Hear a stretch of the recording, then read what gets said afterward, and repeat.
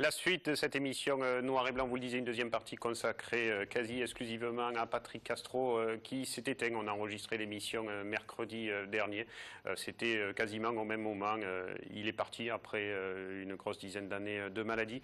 Mais avant de revenir, de retracer sa carrière avec ses amis qui sont là sur le plateau, une partie de ses amis, le plus simple c'est de lui donner la parole. On a récupéré grâce à Jean Roumajon des images d'archives d'un DVD que Jean Roumajon avait sorti il y a un bon moment déjà de cela.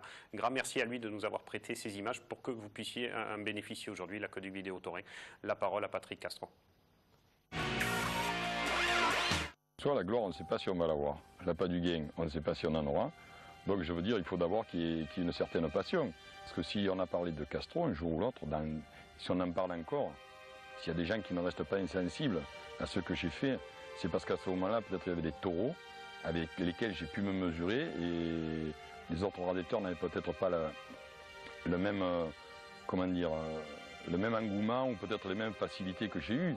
Mais moi, j'ai dit, j'ai vécu une passion extraordinaire avec ces taureaux qui sont Joinville, qui sont Vergésois, qui sont Gardon, peut-être Gardon un peu moins parce qu'il m'a blessé 2 fois, qui sont Goya, qui sont Rami. Bon.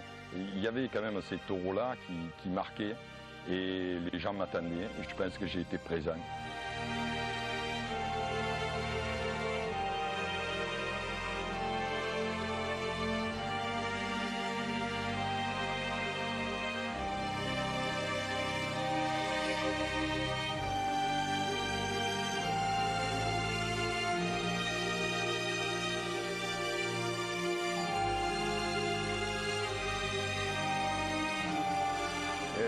Nous partions raseter à bicyclette, Lansargues, Saint-Gilles-de-Mourgues, Moguio à vélo, et lui il avait 18 mois.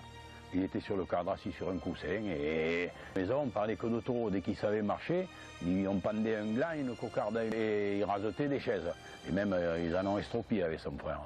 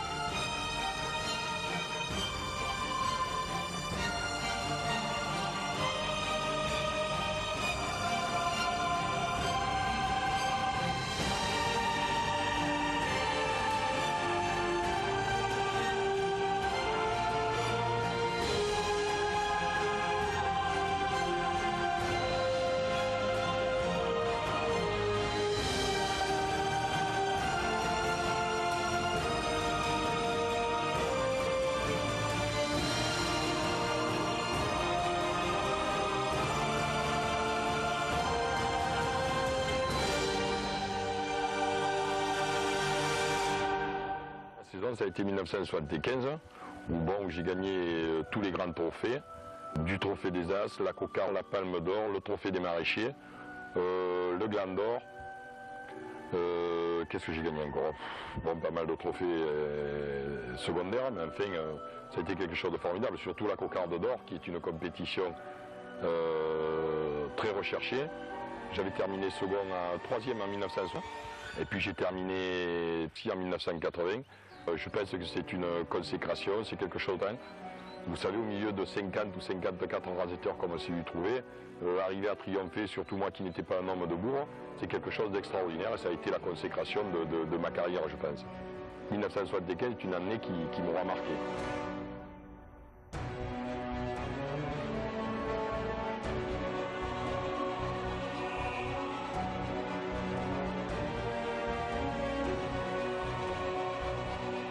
La première fois que je l'ai raseté, c'était aux arènes de Lunel. Je ne sais même pas si j'allais faire raser ce jour-là parce qu'il sautait énormément. J'ai ressenti une appréhension comme tous les raseteurs qui l'ont raseté. Parce qu'il sautait, il revenait en piste tout seul, il sautait sur le spectacle et chassait les hommes en blanc. Et Goya a posé des difficultés à tout le monde parce qu'il sautait, il fallait pouvoir s'accrocher. Et en plus de ça, bon, la difficulté de Goya était qu'il ne permettait pas aux tourneurs de placer le taureau comme on le désirait, quoi. Goya, quand même, tout le monde en avait une certaine peur. On abordait la course,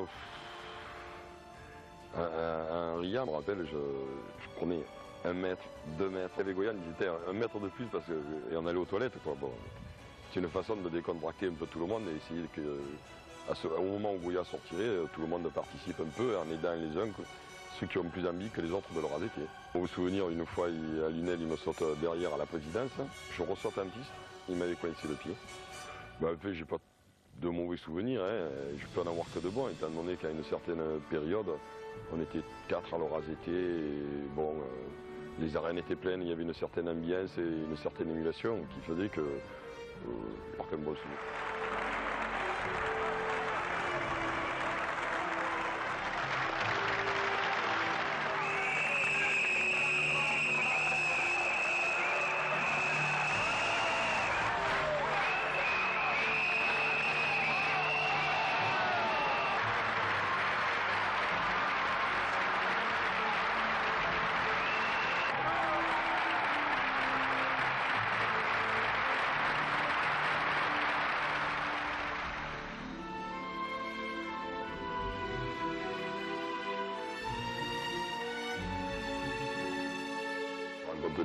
Des gens exceptionnels qui s'appellent Pouilly ou Aimé, mais je crois quand même que le personnage qui m'a le plus marqué, c'est quand même Paul Laurent, le pape de la course camarguaise, parce que j'ai pu composer avec lui, quand il y avait du monde il était capable de mettre les rallonges, quand il y avait moins de monde on composait, et je pense que c'était très bien de pouvoir dialoguer, de pouvoir s'entendre comme ça.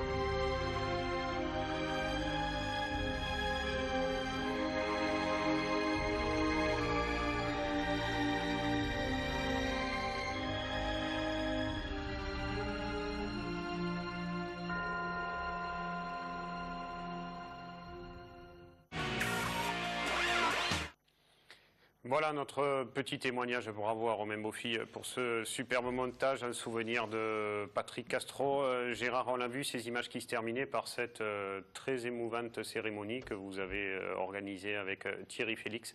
C'était lundi dernier dans les arènes de Lunel, une piste où il a toujours rasoté. C'était son dernier tour de piste. Oui, tout d'abord, je profite pour remercier un peu d'abord Christian Dubois qui est venu de ses chevaux de Tarascon avec la calèche. La Reine d'Arles avec ses demoiselles d'honneur, tous les rasoteurs, les jeunes, les moins jeunes qui sont venus, tous les gardiens, les manadiers, la commission du trophée, enfin tout le monde, quoi. Pour la famille, ça a été super. C'était l'enterrement pour moi, comme l'homme que ça a été, un grand enterrement et je pense qu'on s'en rappellera longtemps. Parce que l'histoire de Patrick, c'est, à part depuis Sabri Alouani, c'était le recordman avec 8 victoires du Trophée Taurin, 6 victoires à la Palme d'Or, X Trophée des Maraîchers, une victoire à la Cocarde d'Or. Pourquoi une seule victoire finalement à la Cocarde d'Or? Il dit que lui, c'était pas un rasoteur de bourre, c'est pour ça? Ouais, c'est-à-dire moi j'y étais l'année 75 quand j'ai gagné le Trophée à venir. Il a gagné devant vous parce qu'il fait 3 rasés à gauche, je crois. Il fait 3 rivets à gauche. Moi j'avais pas fait un point. Non. Et on était quand même 50e en piste, puis il y avait des taureaux durs. Et Patrick, c'était pas un homme de bourre. Patrick avait un rasé long aussi. Et il a gagné 75, il a fait 3 attributs à gauche. Il a changé le crochet de main, je me rappelle, il a fait des attributs à Mirko de Laurent, donc c'est vieux. Et il a gagné, c'est sa seule cocarde d'or qu'il a gagné.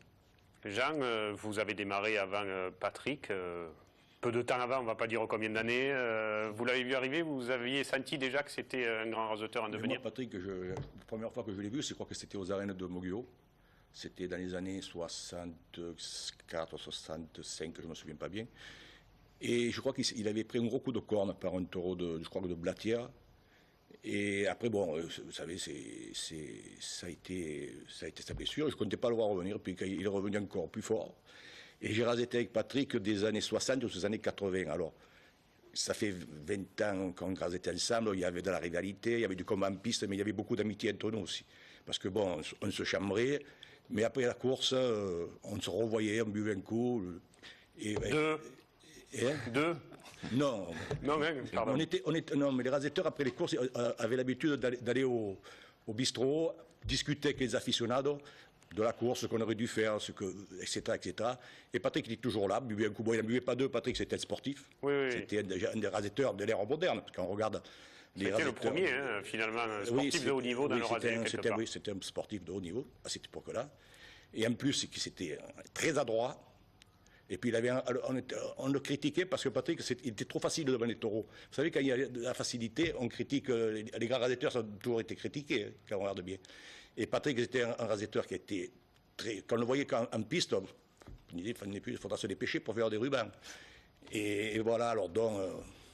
voilà, Patrick. Alors Jackie, c'était un raseteur, vous avez un point commun avec lui parce que vous avez démarré avec quelqu'un qui était son tourneur pendant un bon moment dans sa carrière, c'est Léo Dupont. Oui, Léo Dupont, c'est un personnage de la bouvine, hein. C'était peut-être un des meilleurs tourneurs de l'histoire. Et voilà, même Patrick, moi, quand j'ai commencé à raseter, Patrick est déjà en place et tout. Et je me souviens quand on se retrouvait dans les mêmes pistes, les gens, parce que il y avait un nouveau public et les gens le sifflaient beaucoup, tu vois. Et moi, j'étais un peu gêné de cette situation. Et par la suite, ce nouveau public, il a su apprécier son rasé qui était un peu classique. C'est vrai que c'était un garçon qui donnait pas beaucoup de sorties au taureau. Il allait très vite, il mettait la main à la rencontre et hop, il se dégageait vite des taureaux. Et ça, c'est les gens lui ont toujours reproché un peu cette façon de raseter, de se dégager des taureaux. Mais lui, il pouvait pas rester au contact des taureaux, il le disait toujours. Hein. Parce que quand ils ont été rasetés à Paris, par exemple, ils ont essayé de faire des coups de barrière à Patrick et il n'a jamais pu y arriver. Il ne pouvait pas rester au contact du taureau. Ça, c'était une manière à lui. Alors, on a donné la parole à son papa qui est bien sûr parti aussi dans le sujet, très beau sujet précédent de Romain Beaufy. On voulait aussi avoir quelques témoignages de personnes qui ont malheureusement disparu du milieu de la course camarguaise, mais qui restent encore bien présents, Léo Dupont en particulier.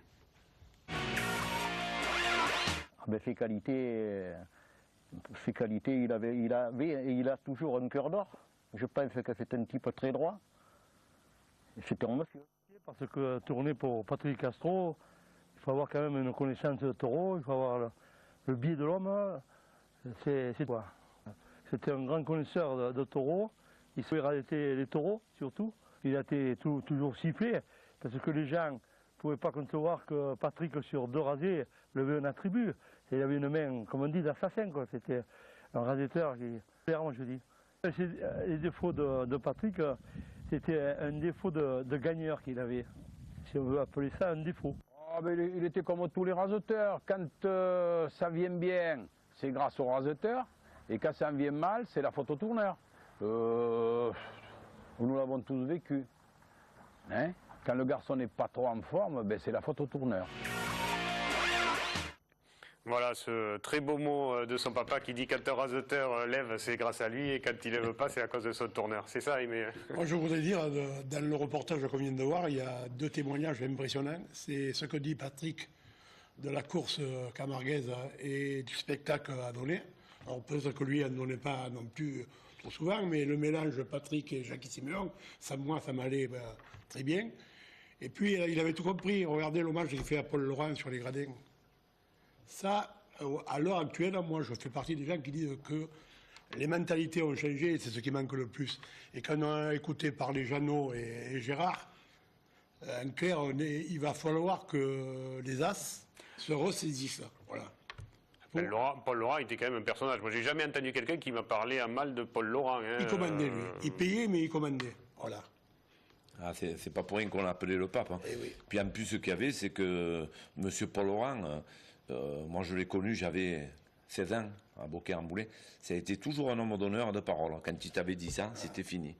Et puis on le respectait parce qu'il était droit, et puis c'était un bon personnage que j'appréciais beaucoup. Alors, on l'a dit tout à l'heure, on l'a évoqué, Patrick Castro a été l'un des premiers raseteurs avec un physique impressionnant et surtout à s'entraîner de manière professionnelle pour raseter et à faire le minimum d'écart en dehors des courses et à limiter forcément les apéritifs après les courses. Mais ce que les gens ne savent peut-être pas, c'est qu'il a été surtout joueur jeune au Nîmes Olympique et il a croisé en junior des joueurs qui s'appelaient Mézy, Audasso. Il jouait avec eux. Et voilà un petit témoignage de Michel Audasso qui est malheureusement parti, lui aussi. Voilà le côté football de Patrick Castro, mais qui est aussi un petit peu celui de son fils qui a pris la relève au niveau du foot en devenant joueur professionnel par la suite. Un Nîmes Olympique extraordinaire, c'est une expérience fabuleuse. Vous savez, quand vous côtoyez des joueurs comme Martinelli, Audace, une passion fabuleuse aussi. Vous aviez un entraîneur comme Kader Firoud ou Marcelo, des gens compétents. C'était des professeurs un peu. Castro était un bon partenaire au football.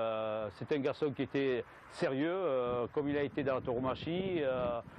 Je pense qu'il était à l'orée d'une carrière qui malheureusement s'est arrêtée pour pas grand-chose. Un garçon qui était teigneux, combatif, qui avait certaines qualités physiques, agressives dans le bon sens.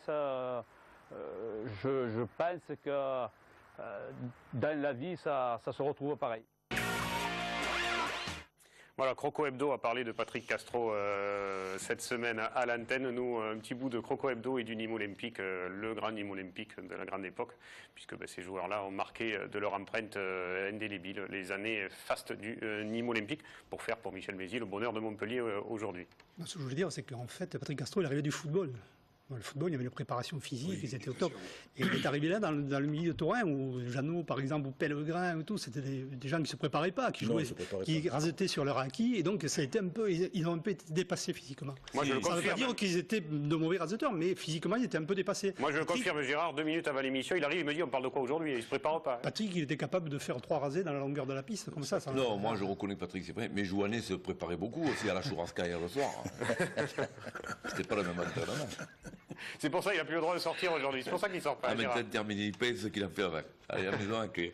Je crois que le seul qui s'allait sortir un peu, c'était Émile Dumas, parce qu'Émile Dumas, c'était une machine. Donc, à mesure, dans la saison, il a mis. Ah, mais c'était son rival principal. Voilà. Émile, il tenait la dragiote. Hein. Mais bon, Patrick. Je crois qu'Émile, il a fait quand même une grande carrière, parce qu'il a eu comme fils Jérôme Dumas. Non, c'est pas pour ça. Non. C'est pas pour ça. Bon, je croyais. Non, mais enfin, quand même, Patrick, il était supérieur. Patrick, le problème, c'est que quand on était avec Patrick, Émile, tout ça, si on avait le malheur de manquer le ruban, quand tu revenais, c'était fini. Tu n'avais pas la deuxième chance. Alors, ce qui est sûr, c'est que tous ceux qui étaient aussi ses adversaires... Il avait la main de Arsène Lupin. Tous ceux qui étaient ses adversaires étaient aussi ses copains à cette époque-là. On l'a vu lors de cette cérémonie, qui aujourd'hui peut ramener 2000 personnes dans les arènes de Lunel lundi matin à 10h pour un hommage comme celui-là, si ce n'est une personne emblématique de la Bouvide. Jackie, vous n'étiez pas là parce que vous étiez à Séville. Pour le coup, vous êtes rentré... Oui, justement, c'est l'occasion que je présente mes condoléances à la famille. C'est vrai que j'étais pas là et j'ai regretté aussi de ne pas y être. Voilà, puis d'autres personnes, j'imagine, aussi qui n'ont pas pu se déplacer. On voulait quand même donner la parole à Pello, qui l'a affronté après la course pour l'apéro, mais aussi en piste durant toute sa carrière, et quelques raseteurs qui étaient adversaires, mais surtout copains. C'est un homme extraordinaire. Pour moi, c'est un ordinateur. C'était la science du rasé. C'était un homme que j'admirais pour plusieurs raisons.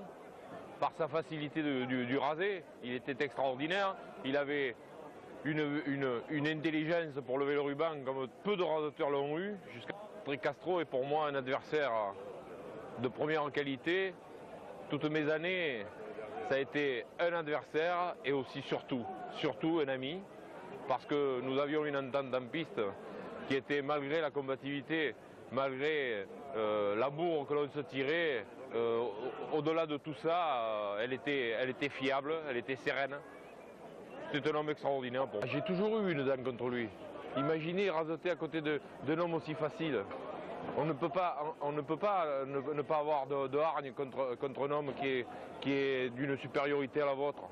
Mais par contre, ça m'a apporté la hargne nécessaire pour rivaliser en permanence avec lui, alors que nous étions copains, alors que nous partagions bien souvent le travail et le fruit de la journée.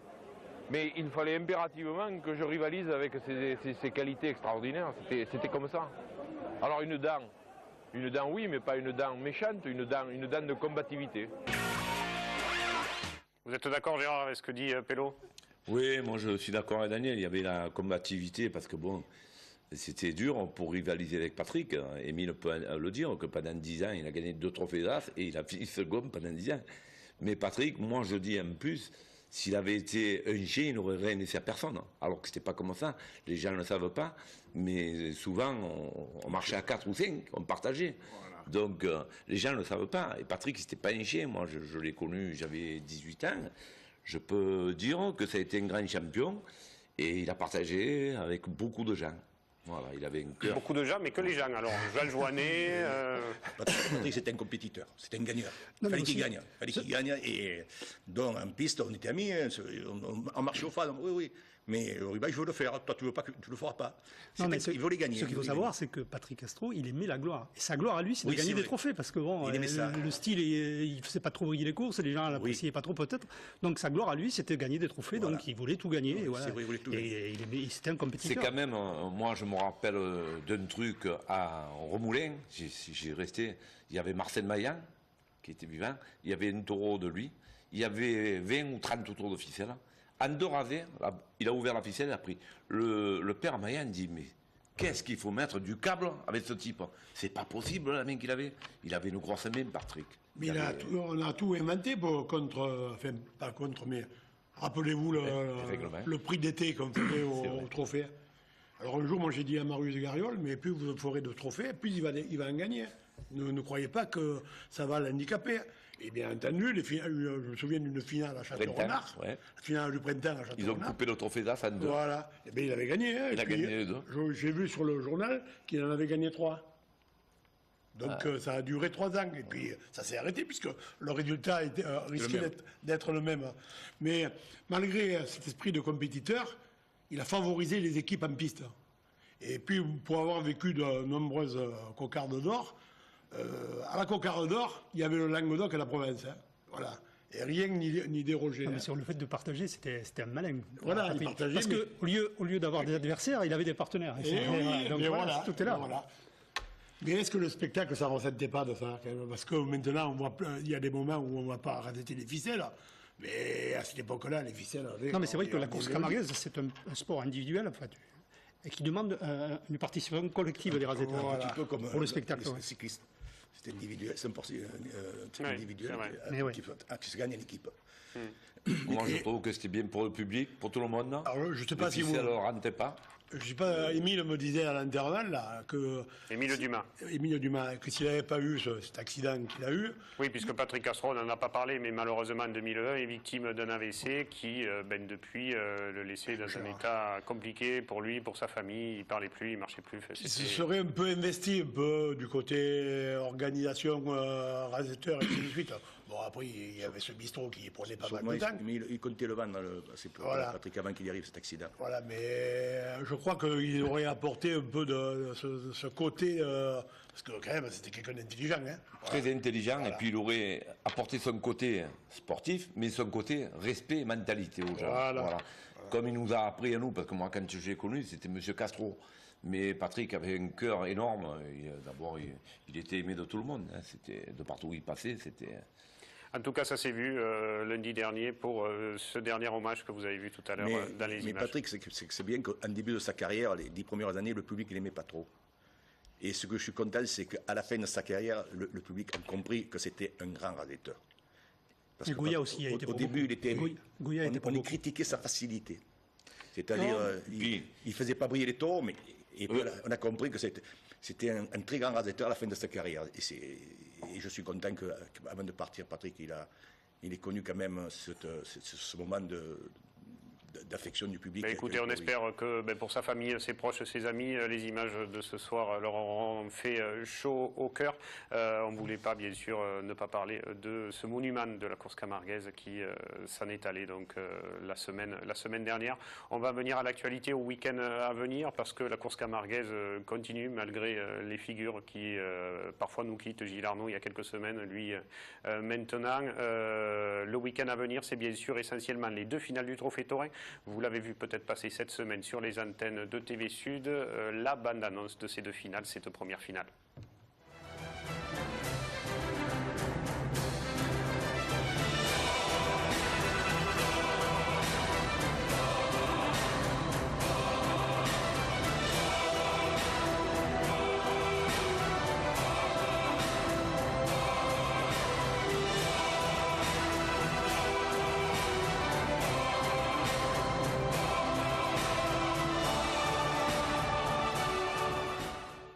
Voilà, ces 2 finales forcément en Provence, puisque ce sont nos amis de la Provence et pas du Midi Libre qui organisent cette année. La finale, la semaine d'après des As, ce sera dans les arènes d'Arles. Mais 2 belles finales dans 2 arènes qui ne sont pas habituées à recevoir des finales, dont une Istres où c'est une vraie nouveauté et on espère un public nouveau qui va venir ce jour-là. Là, vous allez avoir sûrement les directrices de ces jours qui vous expliqueront un peu semaine la zone de couverture de chaque journaux. Donc, du moment qu'on est allé à Palavas, il fallait qu'on aille à Istres. Alors ce matin, quelqu'un me disait tu vas faire 2 places pour le week-end parce que tu vas à Moriès et tu vas à Istres.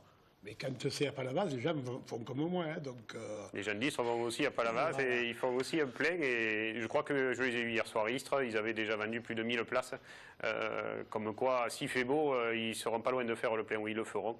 Et la génération de raseteurs cette année au Trophée de l'Avenir. Alors je trouve que sur cette course, il y a les taureaux et les raseteurs. Parce que je pense qu'on a choisi les taureaux, on ne pouvait pas tous les prendre. On va regarder le tableau des courses de samedi. Voilà. Mais le premier, on va quand même parler de nos amis de Cavaillon qui organisent la finale des révélations du Trident d'Or. Ce sera samedi après-midi. Et puis samedi, donc 5 octobre, dans les arènes de Moriès, bien sûr, la finale du Trophée des Raseteurs. Avec, vous le disiez, Aimé, côté taureau, du costaud. Hein, Tancred de Nicolin, Estépouze de Guillerme, Escamillo de Renault, Clodomir de Bon, Sisley de Blatière, Coué de Chauvet et Boer de l'Occitane. Des taureaux qu'on a souvent vus brillants à l'avenir, voire aux As cette saison, dans Noir et Blanc par exemple. Là, dans le choix des taureaux, il y a eu 2 défections pour différentes raisons. Et en plus, il y a compétition à ce niveau-là parce que les premiers sont très près l'un de l'autre. Il y a 2 points qui séparent David Morel de Mathieu Marquier, les 2 droitiers. Hein. On m'a souhaité quand même un bon succès à Moriès. Parce que c'est un pays de taureaux et c'est une piste phare, puisque c'est le plus grand plein de Provence. C'est vrai, c'est vrai. Moriès, on nous a toujours habitués à avoir des arènes pleines. Alors, c'est bien qu'il ne Le village n'est pas connu que pour Julia Bérézy, vous voulez dire. C'est aussi un grand plein de Bouvines. Le plus grand ou le premier? Le premier plein de Provence, pardon. J'ai dit le plus grand, c'est pas le plus grand. Ça veut pas... Ce que je déplore là, c'est qu'il y a une course concurrente pour ce groupe 2. Moi, je ne suis pas contre le groupe 2. Il faut qu'il existe parce qu'on en a besoin durant toute la saison quand on organise des courses. Alors c'est un mélange à venir groupe 2, groupe rasetteur, ou alors c'est un mélange As et groupe 2. Donc il n'y a pas de raison. On aurait dû laisser cette course seule, un peu comme on va faire le dimanche. Voilà. Dimanche, Aimé, la tradition est toute trouvée. Le tableau va s'afficher. Là aussi, Ventareuil de Fanfone, Roussillon de Plot, Banaru du Rhône, Robinson de la Galère, Monroe de Bon, Orion de Saint-Antoine et le taureau volant Garlaban de la Manade Ricard. De tout dans cette course-là, du Trécocardier comme Banaru, par exemple. Et puis surtout, cette génération de raseteurs, on vous en a cité 3 tout à l'heure, Siakini, Belgourari et Zico Katif qui va là gagner le trophée puisqu'il a 100 points d'avance devant Mehdi. Mais on l'espère une belle course parce qu'il y a beaucoup de talent dans cette génération de raseteurs cette année. Là, à mon avis, il manque un taureau de chez Somada là, dans cette course-là parce qu'ils ont sorti des taureaux jeunes. Et puis au niveau des raseteurs, ils ont rempli les arènes de moyenne contenance et de petite contenance pendant toute la saison. Il y a eu, les gens ont déferlé pour aller les voir. Hein. Même de grande contenance, voilà. Comme à la fête du Gros du Roi. Voilà, donc après moi je fais partie des gens qui disent pourvu que ça dure. Pourvu que ça dure, la belle aventure. Les fêtes à Bayonne, c'est ça, Aimé Mais oui, c'est un peu ça, pour la seule raison qu'on voit l'année dernière, à la même époque, on parlait des 5 qui allaient monter aux As. Et Je suis tout à fait d'accord avec toi. Voilà. Alors, si on les laisse tranquilles, et si ils continuent à avoir cette mentalité, c'est des jeunes qui vont réussir, j'en suis sûr. En tout cas, c'est tout ce qu'on leur souhaite et c'est tout ce qu'on vous souhaite d'aller les encourager. Ce sera dimanche dans les arènes d'Istres et samedi dans les arènes de Moriez pour les 2 premières finales du Trophée Taurin. On parlera de la finale du Trophée des As la semaine d'après. Jackie, vous les voyez comment cette finale du Trophée à Istres, par exemple? Je pense que ça va être brillant, mais par exemple, un taureau comme Garlamanche, je l'aurais vu plutôt 4e, qu'il soit plus raseté que dernier. Voilà, maintenant, après, on fait comme on veut. Hein, mais... Alors, je pense que les jeunes, dans une finale comme celle du Trophée de l'Avenir devant 2-3 000 personnes, auront envie de briller. J'espère. Et de faire briller comme Lucas Fort la saison dernière avec Icar de Paulin sur quelques rasés que le taureau droitier lui a permis. 2 taureaux qu'on retrouve cette année à la finale du Trophée des As, hein, Icar et Horacio de la Manade Cuillet. Oui, moi, je crois que les taureaux, ils sont. Hein. Après, c'est le contexte, par moment, qui ne prend pas. On peut appeler ça comme on veut, c'est la mayonnaise qui ne prend pas. Mais à mon avis, il y a des taureaux. Hein. On a connu des périodes à l'époque de ces 2 vétérans-là. On a connu des périodes aussi basses en taureau. C'est sûr. Écoutez, on en reparlera une autre fois. C'est la fin de cette émission. Une pensée bien sûr encore à la famille de Patrick et à tous ses amis. Bravo Gérard pour l'organisation avec Thierry Félix. Merci Jeannot d'être là. Et Jackie, on se voit la semaine prochaine ou dans les finales de cette fin de semaine. Merci en régie à tout le monde qui a travaillé sur cette émission. Au revoir.